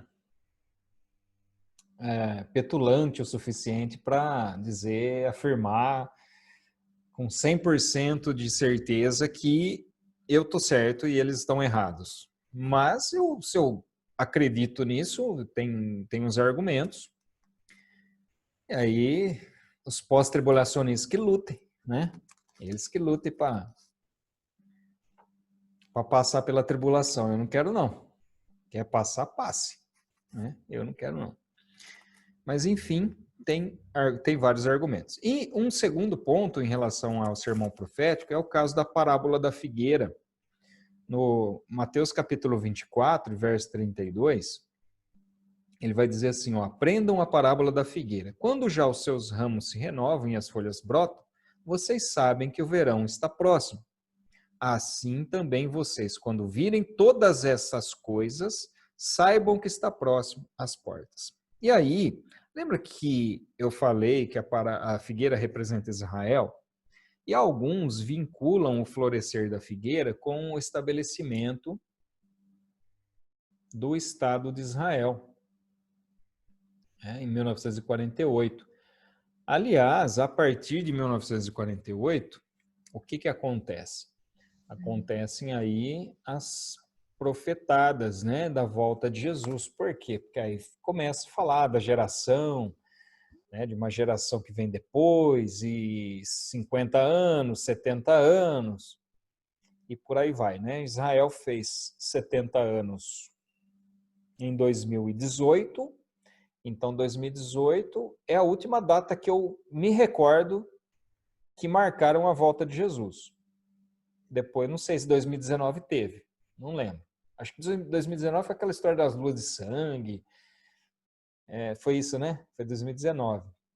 É verdade, 2019 também teve. Esse ano, até agora eu não vi nenhuma profetada aí. Mas eu digo que uma hora eles acertam, né? Porque se todo ano Jesus vai voltar, uma hora vai acertar, com certeza. Então, essa questão de Israel ser a figueira aqui dessa parábola, não encontra amparo textual, não encontra amparo bíblico aqui. Por quê? A figueira representa Israel? Sim. Mas o que Jesus está falando? Jesus está falando do Monte Sinais. E aí ele fala que da mesma forma que quando as folhas brotam, as folhas da figueira brotam, você sabe que o verão está próximo. Então, você não precisa ter calendário para saber que o verão está chegando. Se você olhar para a figueira e ela estiver florindo, a não ser que seja aquela, né? Que Jesus amaldiçoou, que é querendo enganar. Mas quando as figueiras, elas brotam, elas ficam verdinhas, está próximo o verão. E é exatamente isso que acontece. Que quando eu tinha lá a figueira, eu vi que como ela começava a produzir as suas folhas a partir de novembro. Né? E aí o verão estava próximo, porque o verão começava em dezembro. É claro que aqui no hemisfério norte, Jesus está falando aqui num período diferente. Né?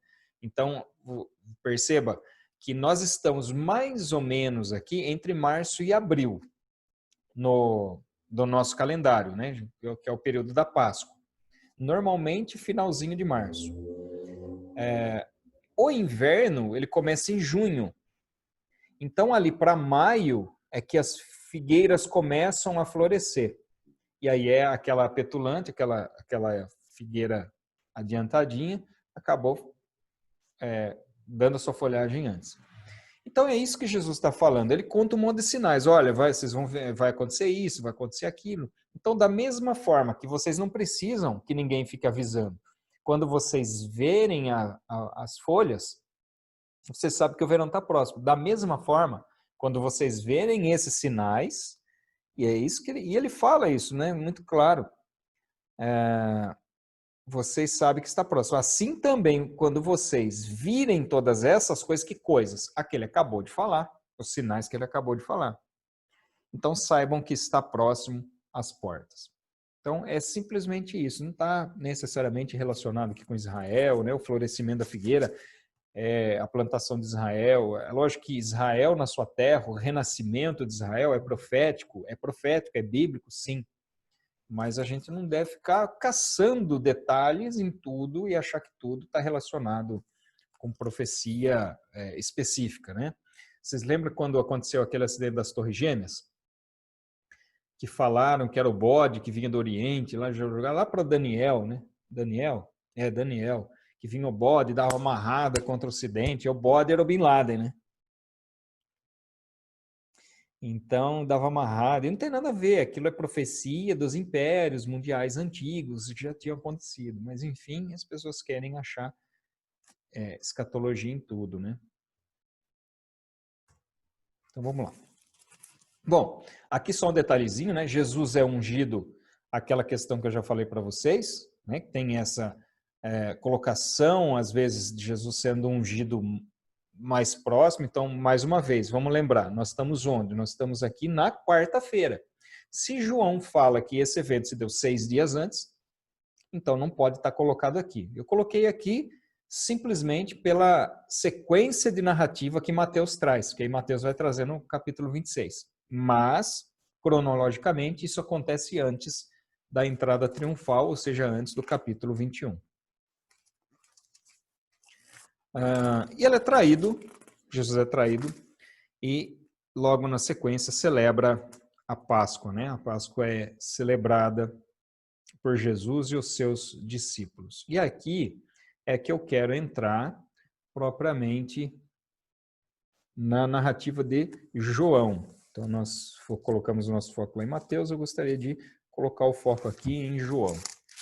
Bom, João, a partir do capítulo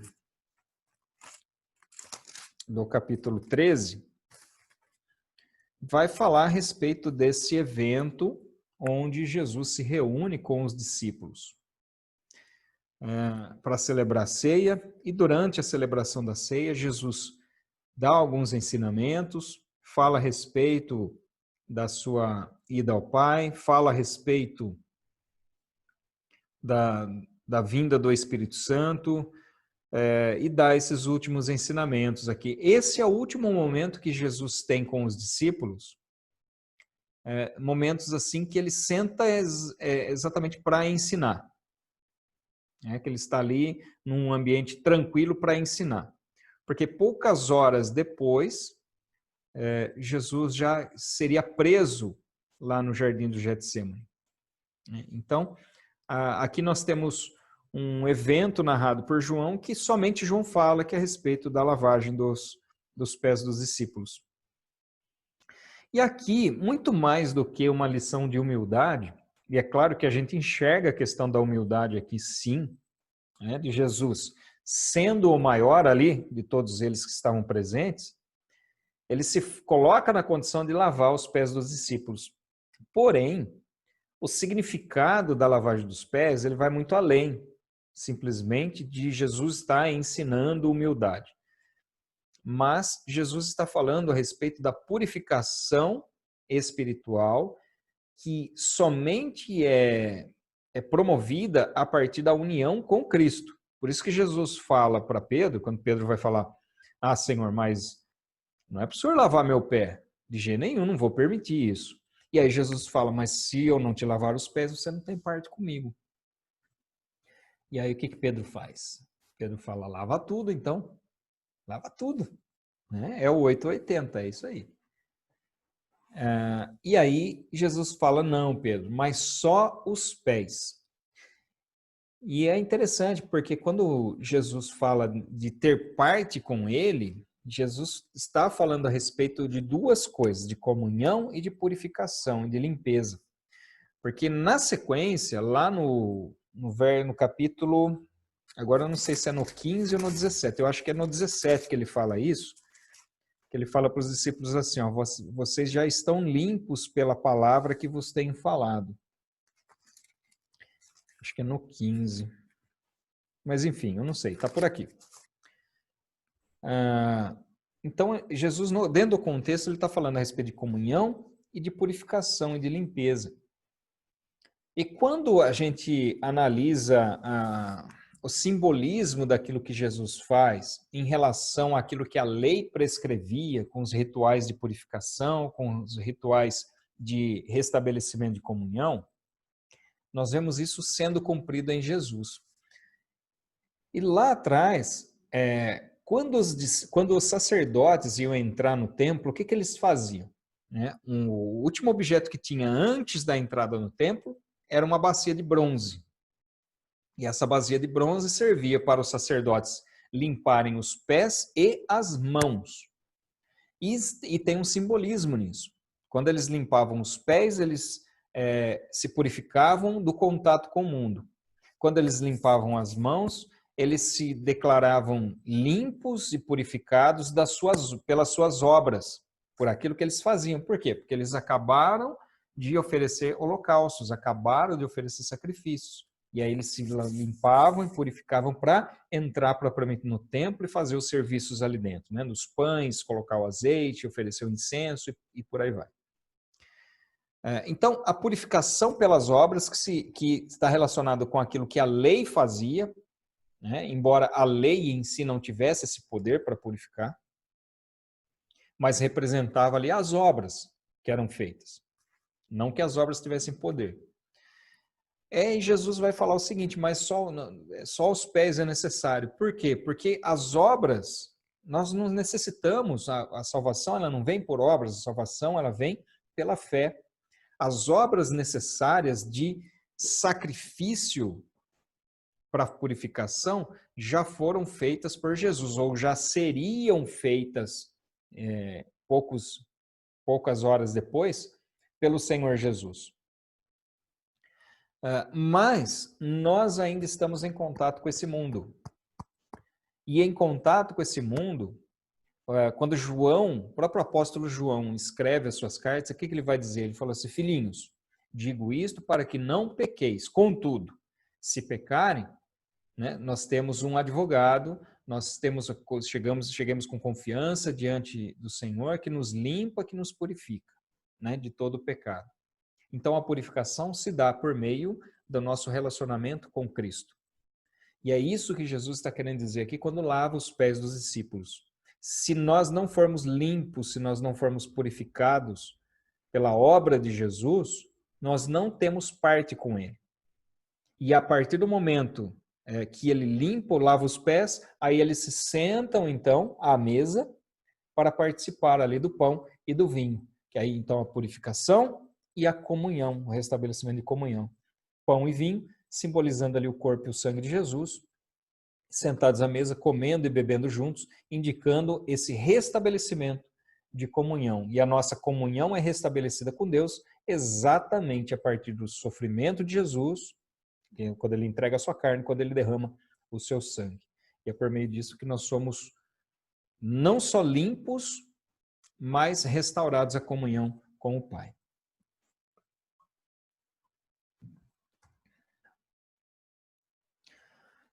Jesus vai falar a respeito do amor mútuo que deve permear o relacionamento do cristão, né?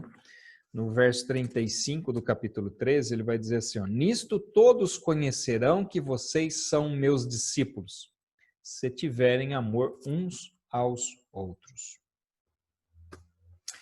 E aí eu pergunto para vocês, quando Jesus fala que o amor se esfriará, será que a gente encontra esse tipo de sentimento dentro da igreja com facilidade? Olha, a gente encontra sim, né? Nós encontramos sim. Mas está presente em todos? Infelizmente não, né? Porque o reconhecimento de que nós somos parte de um mesmo corpo, que nós pertencemos a Deus, que nós somos discípulos de Jesus se tiverem amor uns aos outros. Então, é somente através da demonstração de um amor real é que nós teremos, né, esse amor mútuo, que nós teremos realmente essa identificação com Cristo, essa identificação, essa ligação com o Mestre. Na sequência, Jesus fala a respeito, no capítulo 14, a partir do verso 15, Jesus fala a respeito do Consolador, né? Aliás, é assim, ó, eu tenho dificuldade, às vezes até de escolher qual capítulo eu gosto mais do Evangelho de João. Porque João ele trata com uma profundidade muito grande em relação a isso. E no capítulo 14, ele vai falar a respeito da necessidade que ele suba, que ele vá para o Pai, para que o Consolador venha. Né? No verso 18 ele vai falar, não deixarei que fiquem órfãos, voltarei para junto de vocês. Mais um pouco e o mundo não me verá mais. Vocês, no entanto, me verão, porque eu vivo, vocês também viverão. E no verso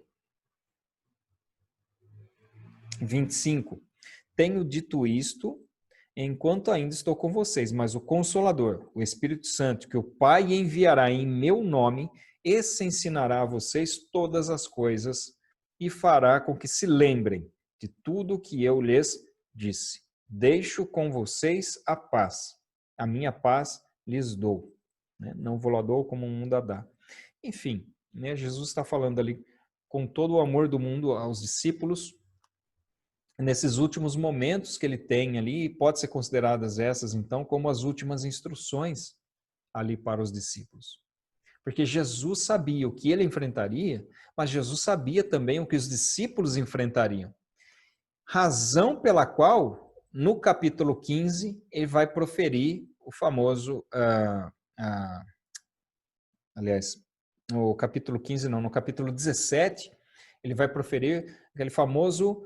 a famosa oração sacerdotal, quando ele ora para os discípulos, que ele fala assim, Senhor, não peço que os tire do mundo, mas que os livre do mal. Mas a gente já chega lá no 17. E aqui ainda no capítulo 14, Jesus fala para ele, olha, vocês saibam que haverá oposição. Verso 30, já não falarei muito com vocês, porque aí vem o príncipe do mundo, e ele não tem poder sobre mim. No entanto, faço isso para que o mundo saiba que eu amo o Pai e que faço como o Pai me ordenou. Levante-se e vamos sair daqui. Então, Jesus está orientando os discípulos e mostrando que eles enfrentarão oposição. Mas, para ficarem firmes, porque haverá um outro Consolador. Jesus não estará mais aqui, mas o outro Consolador virá e os guiará naquilo que eles deveriam fazer. Né? No capítulo 15, nós temos a também famosa, né, passagem da videira e dos ramos. Então nós temos aqui a videira verdadeira, que é Jesus, nós temos os ramos e nós temos os frutos. Então a videira, que é Jesus, nós somos os ramos e os frutos que nós produzimos. Então essa relação entre o ramo por si só não produz o fruto, mas o ramo só produz fruto quando está ligado à videira. Agora, nesse texto, Jesus vai falar de 3 tipos de varas. Que varas são essas?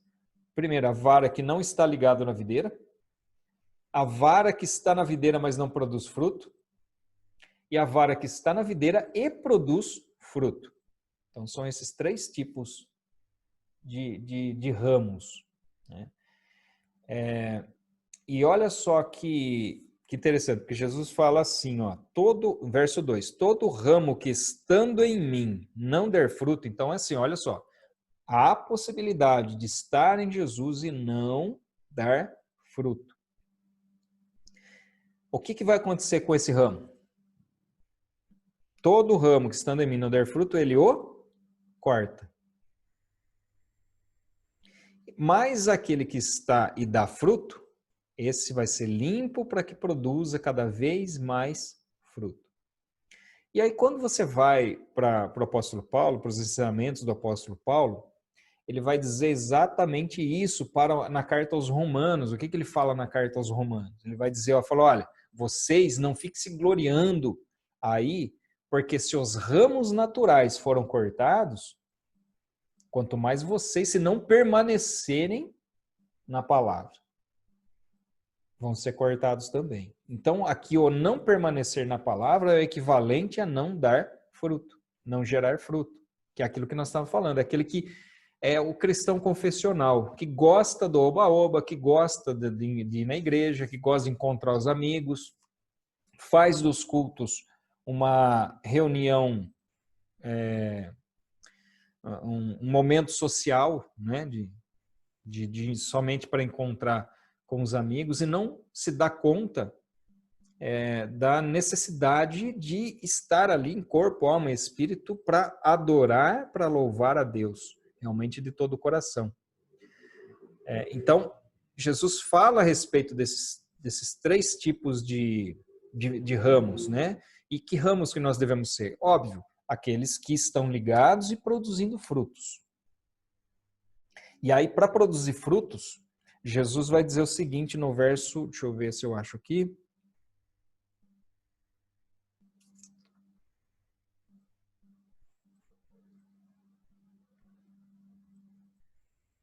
Verso 7. Se permanecerem em mim, então, permanecendo em Jesus, e as minhas palavras permanecerem em vocês, então, olha só a diferença.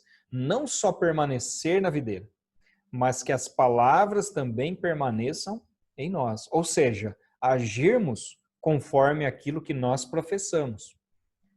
Então, aí a gente volta na questão da figueira cheia de folha, né? Nós não sejamos essa figueira cheia de folhas, mas que nós produzamos frutos. Então, se nós permanecermos nele e as palavras deles em nós, nós pediremos o que quisermos e ele será feito. E é claro que aqui o que quisermos não é tudo o que nós quisermos, né? O que quisermos é sempre relacionado com aquilo que o Espírito Santo nos conduz a pedir. Então, se a gente for falar, por exemplo, aqui, vamos fazer aqui um círculo de oração, aqui nós 5, para a gente orar e ganhar a mega sena da virada. Mas isso é segundo o propósito de Deus? Isso aqui é a vontade de Deus, isso, para as nossas vidas? Então, essa que é a questão, né? Apóstolo Paulo, que vai falar assim, vocês pedem e não recebem porque pedem mal, para gastar nos vossos deleites. Pede e não recebe, porque pede mal, pede errado, pede não segundo a vontade de Deus, mas segundo o desejo realmente do nosso coração. Então, a nossa oração, os nossos pedidos devem ser permeados pela vontade de Deus, em primeiro lugar, né? Então, aqui nós vemos que é necessário permanecer, né, permanecer em Cristo, demonstrar amor e aborrecer o mal. E aqui o aborrecer, na verdade, ele está até vinculado não somente à nossa conduta em relação àquilo que é mal, mas o aborrecimento causado ao próprio Deus pela nossa conduta, porque se nós não fizermos a vontade dele, Deus nos aborrecerá, vamos dizer assim, e nos cortará também da figueira. Então, a condição, né, para permanecermos no amor de Deus é aquilo que está no verso 10. Se vocês guardarem os meus mandamentos, permanecerão no meu amor. Então, olha, se permanecerem em mim e as minhas palavras em vós, como permanecer? O verso 10 explica, guardando os mandamentos. Nós permaneceremos, então, no meu amor, assim como também eu tenho guardado os mandamentos do meu Pai e no seu amor permaneço.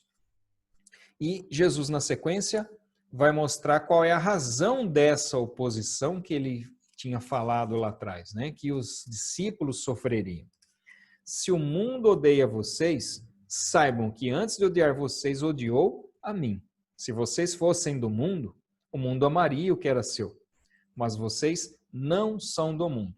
Pelo contrário, eu dele os escolhi. E por isso, o mundo odeia vocês. Então, o motivo, às vezes, da tribulação, o motivo da perseguição que, às vezes, nós sofremos, não é por causa de nós necessariamente, mas é por causa daquilo que está em nós. Porque o mundo se opõe às coisas de Deus. Se nós observamos os mandamentos e, através das nossas vidas, o reino é pregado, a palavra de Deus é levada adiante, e as pessoas, ao invés de se escandalizar em nós, elas conseguem enxergar em nós a atuação do Espírito Santo e a atuação de Deus, então isso vai provocar uma reação contrária do mundo, né? E aqui, quando a gente fala reação do mundo, o mundo os odeia, Jesus está falando de uma forma figurada em relação àquele que domina o mundo, que domina os reinos. Por isso que diz, o mundo jaz no maligno, ou seja, ele está sob a influência do maligno. Se o mundo está sob a influência do maligno, e a função essencial de Satanás é se opor a Deus, é claro que ele vai se opor àqueles que estão ligados também a Deus, sobre os quais repousa o Espírito Santo, o Espírito da verdade. Gente, eu sei que já 9h20, né? Mas vocês querem dar um intervalinho? Vocês querem dar uma paradinha? Ou pode falar, pode ir falando. À medida que vocês quiserem, vocês vão lá, pegam, tomam água, quiserem, né, dar uma saidinha, fique à vontade então. Minha esposa, ela não está aqui em casa hoje, então eu vou aproveitar, porque ela fica me criticando que eu não dou intervalo. Capítulo 17 vai falar a respeito da oração sacerdotal de Jesus, né? Aliás, eu nem vou falar muito sobre isso. Nosso pastor falou na última ceia sobre essa oração, né?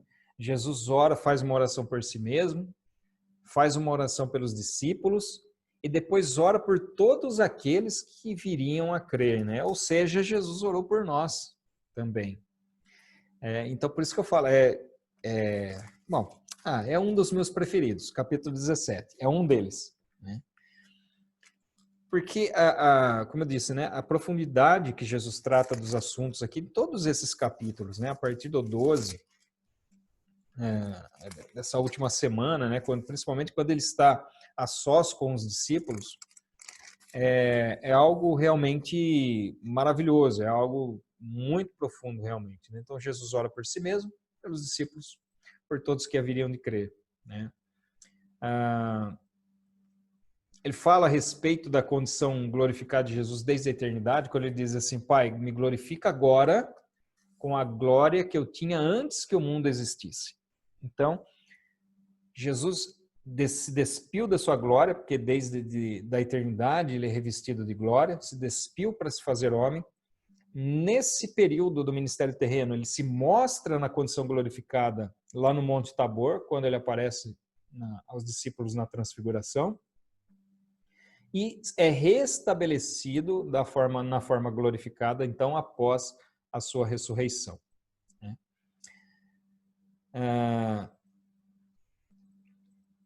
Aqui ele vai falar ainda durante essa oração, né, que a vida eterna ela consiste em conhecer ao Pai como o único Deus e a Jesus como Salvador. E aqui eu deixei grifadinho em vermelho a palavra conhecer, porque a palavra conhecer ela tem um significado especial na Bíblia, que não é simplesmente uma atividade intelectual, né, de conhecer intelectualmente. Eu sei quem é Deus, eu estudei teologia, eu estudei cristologia, eu sei. Não é esse conhecimento. O conhecer ele tá ligado a relacionamento. Quando a Bíblia utiliza a palavra conhecer, ele está falando a respeito de relacionamento. Até quando um homem tem um relacionamento sexual com a mulher, a Bíblia usa essa expressão, né, de conhecer. Por exemplo, José não conheceu Maria até que Jesus nascesse. Como assim? Não conhecia? Não sabia quem era? Ele pegou, tá passando na rua, pegou? Não. Ele está falando a respeito relacionamento conjugal, relacionamento sexual. Então, quando a gente fala que a vida eterna consiste em conhecer ao Pai, nós alcançamos a vida eterna quando nós nos relacionamos com Deus.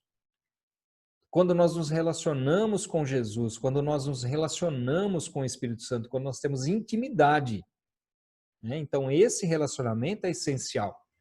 A Bíblia fala assim que... a Bíblia não, na verdade,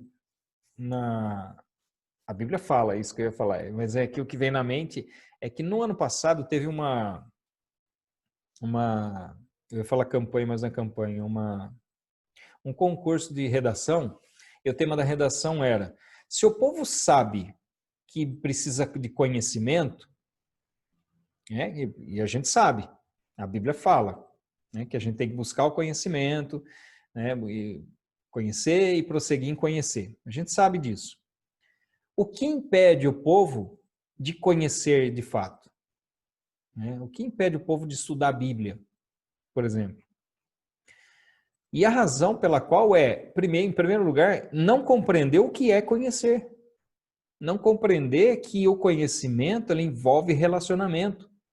Que é necessário, antes de mais nada, a gente desenvolver uma intimidade com o Pai, uma intimidade com um ser que tem domínio sobre todas as coisas, que mede o universo a palmos, mas que nos ama individualmente, que escolheu nos amar e é misericordioso conosco todos os dias.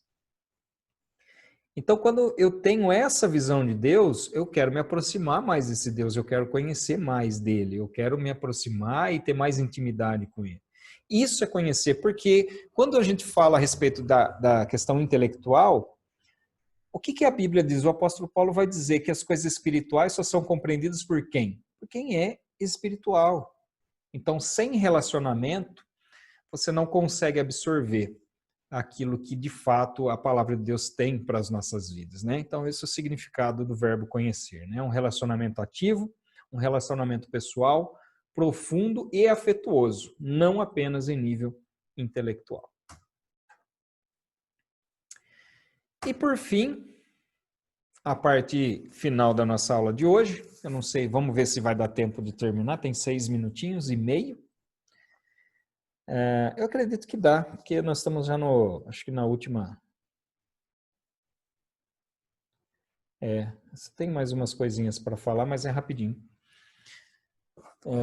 Jesus, então, é preso no Getsemane e julgado no Sinédrio, tá? Essa última parte, mas o julgamento propriamente nós vamos ver na aula que vem.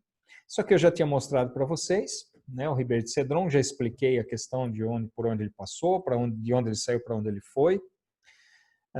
E aí, duas questõezinhas, então, finais, quando Jesus chega lá no Jardim do Getsemane, e isso aqui é uma foto lá do jardim, não é daqueles tempos, tá? Essa foto é mais recente, tá? Não é do tempo de Jesus. Mas existem muitas oliveiras bastante antigas, mas nenhuma dessas é do tempo de Jesus. As oliveiras, elas têm uma característica que, à medida que elas envelhecem, elas não crescem de altura, mas elas crescem de largura, elas vão ficando cada vez mais grossas. Então, quanto mais grossa é uma oliveira, mais antiga ela é.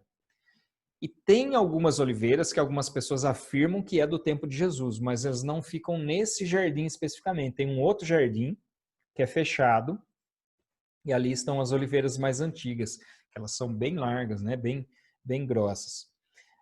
E aqui, essas duas questões que eu queria falar com vocês primeiro, o significado propriamente de Getsemane, né, que é Getsemanim, que significa prensa de azeite. Era o local onde eram colhidos ali, né? Então, como eu falei para vocês, tinha um local onde se plantava figos, e aqui era o local das oliveiras, e ali próximo você tinha os moinhos para se moer as azeitonas e se extrair, então, o azeite. E o que se relaciona aqui com Jesus é que exatamente esse era um dos locais onde Jesus mais ia ali em Jerusalém. Ele passava bastante tempo, quando ele estava em Jerusalém, no Monte das Oliveiras. E, nessa ocasião, foi para orar. Inclusive, Judas leva os soldados lá exatamente porque era o local onde Jesus costumava ir com os discípulos. Por isso que ele vai certinho lá onde Jesus estava. E nessa última passagem de Jesus, ainda vivo, né, no Monte das Oliveiras, ainda vivo não, ainda em carne, né? antes da crucificação, porque vivo ele está até hoje. E depois ele foi lá para o Monte das Oliveiras de novo. Ele também é prensado ali, né? Ele sofre aquela pressão quando ele fala: Pai, se for possível, passa de mim este cálice, né? E que cálice é esse? É o cálice do sofrimento? Não. Jesus sabia muito bem o que o esperava. Jesus veio para isso. Quando Jesus ele está angustiado, é porque, sabendo que ele seria crucificado, todo o pecado do mundo recairia sobre ele. E recaindo o pecado sobre Jesus, ele estaria separado do Pai. Por isso que ele fala na cruz, né? Por que me abandonaste? Então, o cálice que Jesus fala é exatamente esse. Não do sofrimento físico, mas da separação espiritual. Eu não sei se vai dar tempo, 3 minutos. O que aconteceu ali? Jesus se identificou ou foi identificado por Judas? Por que eu faço essa pergunta? Porque na narrativa de Mateus, Marcos e Lucas, quando Judas chega ali com o bando, com a turba, ele chega em Jesus e beija no rosto. Se identifica. Na narrativa de João, o que acontece? Jesus se antecipa aí e se identifica. É a mim que vocês procuram. Né? E o que aconteceu na verdade? O que aconteceu ali? Jesus se identificou ou foi identificado por Judas? Né? Então, a harmonização das narrativas, ela se dá de que forma? Jesus se antecipa, porém, as pessoas que estavam acompanhando aguardavam o sinal de Judas para que eles o prendessem. Tanto que, quando João vai fazer a narrativa, deixa eu achar o versículo aqui agora. Verso 9. Ele disse isso para cumprir a palavra que tinha dito anteriormente. Não. Verso 8. Então Jesus lhe disse: já lhes falei que sou eu. Se é a mim que vocês estão procurando, deixem que estes vão embora. E não fala nada de Judas beijar ele. Não fala nada. Então, quando nós vemos a narrativa de Mateus, Marcos e Lucas, ela se complementa à narrativa de João. Então, o cenário é mais ou menos o seguinte: Judas chega com a turba, Jesus se antecipa, e aí Judas se aproxima e beija Jesus. E aí ocorre a situação em que Pedro avança sobre o soldado, eles são presos, Jesus é preso, e os discípulos se dispersam. Eu precisava explicar mais uma coisinha para vocês aqui. A gente pode abrir mais uma sala, só mais uma rapidinho, pode ser? Então, eu já vou até fechar essa aqui já. E abrir uma nova. Senão não dá tempo nem de orar. Então, vamos abrir uma outra.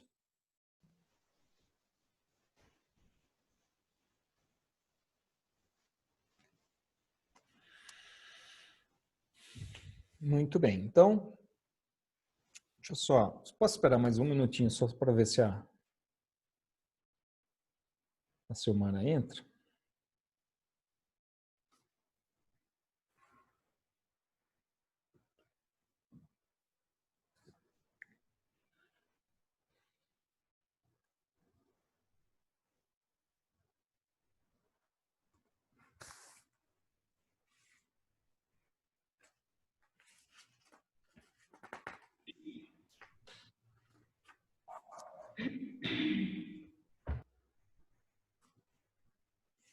Muito bem, então vamos lá.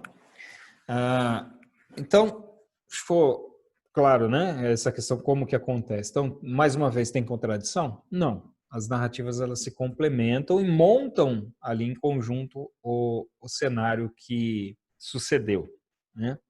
Quando Jesus foi preso. E quantos soldados tinham ali junto com Judas? Porque nós vemos que foi designado para Judas ali alguns soldados para os acompanhar, né? E aí o texto vai falar que tinha uma corte, né? Mateus e Marcos. Aliás, deixa eu só ver qual é a palavra utilizada aqui. Mateus 27, 27. Não é Mateus 27, 27.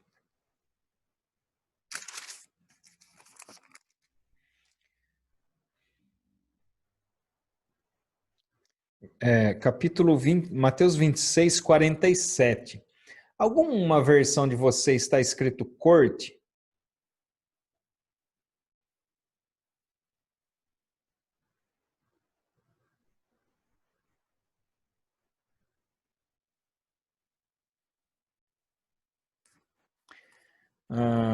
Se vocês estiverem com essa aqui, ó, não vai ter, tá? Porque essa aqui é a versão diferente.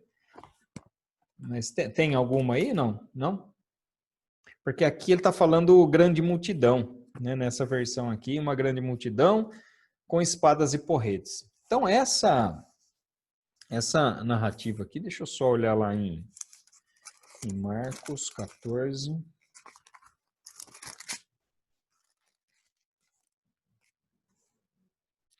Multidão também.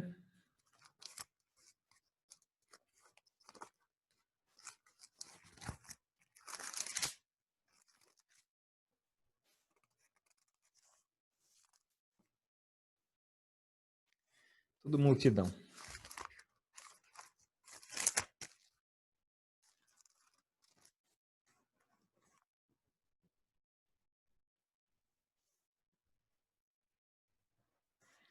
E João fala em escolta.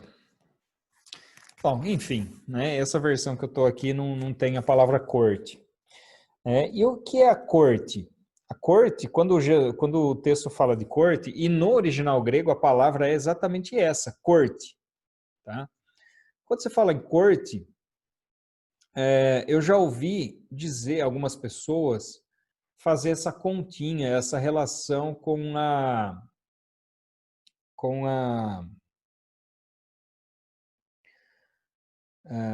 o exército romano. Porque o exército romano era composto dessa forma, né? É uma legião, cada legião tinha 10 cortes, cada corte 3 manípulos, cada manípulo 2 centúrias. Fazendo a conta de forma inversa, nós temos aqui uma centúria de 100 homens, um manípulo 200 homens, uma corte 600 homens e uma legião 6.000 homens. Né? Então, se a gente for entender aqui, uma corte, então seria 600 soldados que foram destacados para prender Jesus. É uma quantidade grande aí. Aí as pessoas falam, nossa, mas foi tanta gente assim. E eu já vi pessoas pregando, falando que eles respeitavam tanto a Jesus que mandaram 600 homens lá para prender Jesus. Bom, primeiro, não foram soldados romanos que foram lá prender Jesus. Foram os guardas do templo. E o templo não tinha essa quantidade de guardas disponíveis, era uma quantidade grande.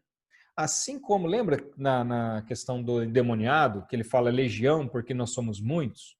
Então, legião não um número específico de 6.000 demônios, né, que era uma legião romana, mas simplesmente a relação que se tinha ali com muita gente. A palavra utilizada, né, por isso que eu coloquei Mateus 27, 27, Marcos 15, 16, que eles vão falar a respeito, utilizar a palavra que se relaciona a quadrilha ou bando. Né? Então, quadrilha ou bando. Então, é simplesmente para dizer que tinha muita gente. Então, primeiro, não eram soldados romanos, eram soldados do templo. E segundo, a palavra utilizada aqui, ela não se relaciona simplesmente, então essa versão aqui, ela acerta ao traduzir dessa forma. Não era uma quantidade específica de soldados, mas fazia menção ali a uma quantidade grande de pessoas que foram lá destacadas para prender Jesus.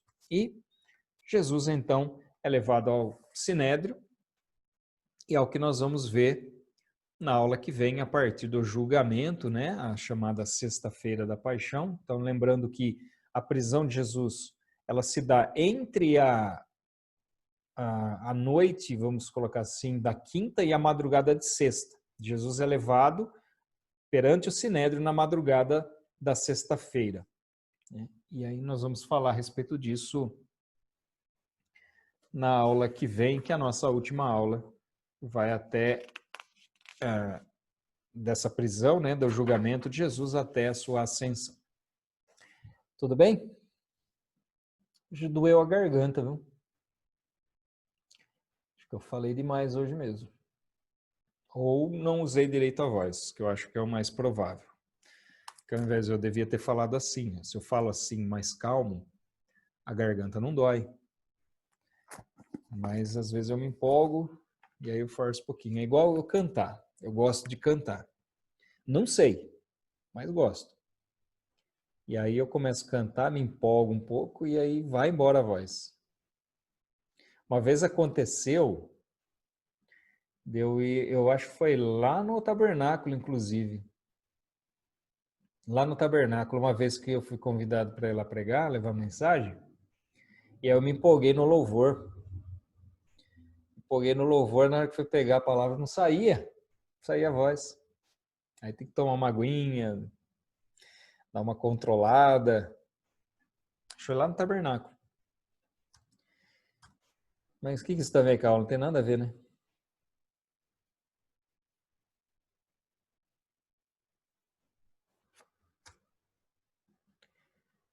Que isso.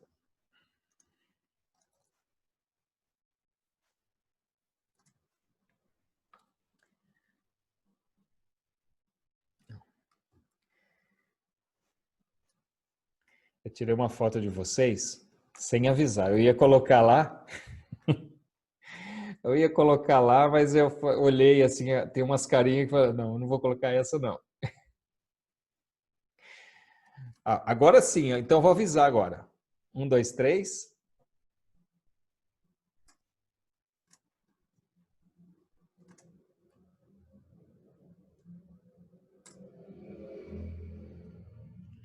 Prontinho, agora sim.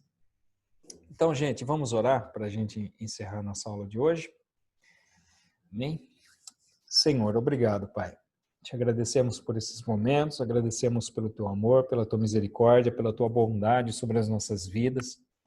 Pai, eu peço que o Senhor nos proteja de todos os males, ó Deus, nos livre de todos esses acontecimentos que estão aí e mesmo que passarmos por alguma situação, ó Pai, nossa confiança está no Senhor. Sabemos que o Senhor é soberano sobre as nossas vidas. Ó Deus, a nossa vida está entregue nas tuas mãos. Paizinho, abençoa a nossa vida, abençoa as famílias aqui representadas também, que todos nós estejamos sempre debaixo da tua bênção, debaixo da tua poderosa mão. Paizinho, em nome de Jesus, eu te agradeço. E dentro da tua vontade, semana que vem estaremos de volta aqui para mais uma aula. Paizinho, dá-nos um descanso abençoado e uma noite na tua presença também, em nome de Jesus. Amém. Queridas, Deus abençoe, fiquem na paz e até semana que vem. Então. Bye, bye.